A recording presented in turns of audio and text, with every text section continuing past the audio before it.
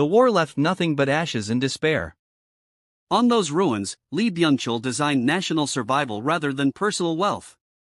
A dream that began in a small shop in Daegu soon became a massive ambition.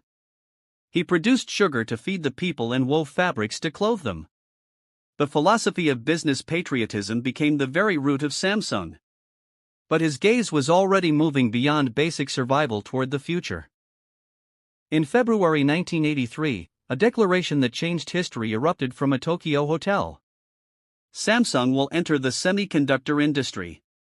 It was a declaration mocked by the world. Everyone poured out cursed prophecies that Samsung would fail within 3 years. It was a reckless gamble taken without capital, technology, or manpower.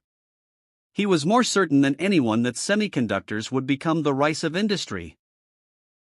The greatest gamble since the dawn of the nation opened the first chapter of a great myth. Samsung had to finish a factory construction that normally takes 3 years in just 6 months. Bulldozers tore through frozen ground as people ran day and night, forgetting exhaustion. The miracle began with drops of sweat, and the impossible began to be proven by numbers. Samsung shocked the world by succeeding in developing the 64K DRAM, the third in the world. While others called Koreans crazy, Samsung was already looking at the summit. The path from follower to pioneer was paved with such miracles. In 1987, Kun-hee took over his father's legacy and refused to settle. He shed tears of blood seeing Samsung products neglected in overseas markets. In 1993, a historic cry from Frankfurt echoed across the globe. Change everything except your wife and children. He declared a grand transition to quality management, claiming quantity-based growth leads to death. Lee Kun-hee's mad obsession with a first-class Samsung had begun. A fire was lit to demonstrate the determination that without quality, there is no Samsung. It was a brutal burning ceremony of 50 billion won worth of products in front of his employees. Defects are cancer.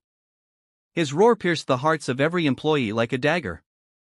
From the ashes rose the Anycall phone, which went on to conquer the global market. The myth of a phone that works anywhere was the result of an obsession with quality. The quality-first philosophy elevated Samsung to a global premium brand.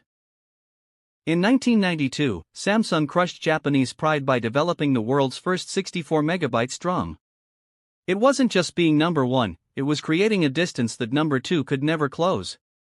This is the super gap strategy that plunges competitors into despair. A terrifying investment followed, pouring all earned money back into next-generation technology. When Sony and Panasonic gave up the throne of electronics, Samsung built a semiconductor empire. Overwhelming technology became Samsung's most powerful weapon and shield. Lee Kun-hee believed that one genius could feed 100,000 people. He searched the globe to gather the best brains regardless of nationality or background. Exceptional rewards for geniuses stimulated talents around the world. The principle of talent first was the core fuel driving the massive machine of Samsung. Korea's human capital evolved to global standards through Samsung. The philosophy that people are the company made Samsung an impregnable fortress. Now, Samsung has become a core national security asset beyond just a company. The reason the US president flew to the Samsung plant as soon as he arrived in Korea is clear. The era of technological nationalism has arrived, where semiconductor hegemony is national power. The seeds sown by Lee Byung-chul are now Korea's most powerful diplomatic shield. Samsung is our front line in the global supply chain, a battlefield without guns or swords. Samsung's technology is a strategic asset that guarantees Korea's survival. In the whirlpool of the US-China hegemony war, Samsung stands once again on trial. Samsung is walking a precise tightrope in the rough sea of geopolitical risk. The foundry war toward 1 nanometer is the final battle that will decide Samsung's future. In times of crisis, Samsung's DNA of increasing investment and flipping the board awakens. It is time to return to the mindset of a challenger without being drunk on past victories. Crises have always existed, and Samsung has always leaped forward by stepping over them. In the shadows of brilliant success, the light and dark of the chaebol system coexist. The criticism of collusion with power and inequality is a mountain Samsung must overcome. We must not forget that this empire was built upon someone's sacrifice and dedication. The company must constantly contemplate how its profits can lead to social happiness. History will record the value of the miracles they created while reflecting on their faults. As heavy as the weight of achievement is, the calling of social responsibility grows heavier. In the world after the smartphone, what will Samsung do to surprise us? Technology that breaks the constraints of time and space will change the way humanity lives. Semiconductor process technology now heads toward bio to realize the dream of extending life. Semiconductors resembling human intelligence will blur the line between machines and humans. Beyond Lee Byung-chul's rice and Lee Kun-hee's image quality, Samsung now ponders human evolution. The next 100 years of Samsung will be a magical time where imagination becomes reality. We now look down at the world from the shoulders of the giant that is Samsung. A company born in a land of ashes has now occupied the pockets of the entire world.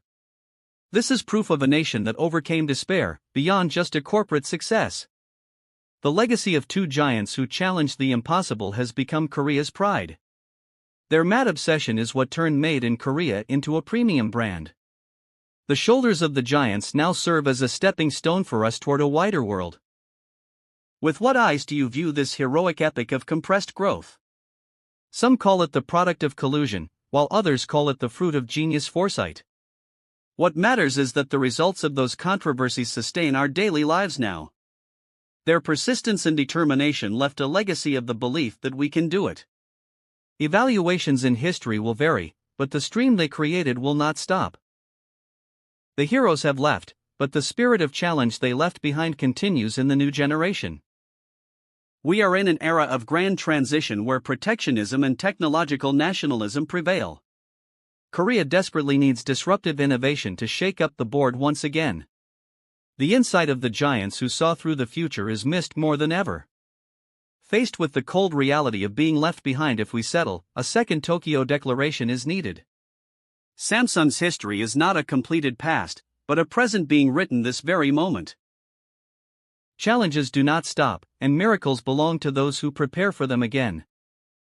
When was the moment Samsung's technology shone in your life? This blue logo, deeply embedded in our daily lives, is another name for pride. The path they walked from war ruins to a semiconductor empire is our path. The story of giants who turned the impossible into a super gap now becomes your story. The heartbeat of Samsung that moves the world will continue in the future. What moment in Samsung's history makes your heart beat? Share it in the comments.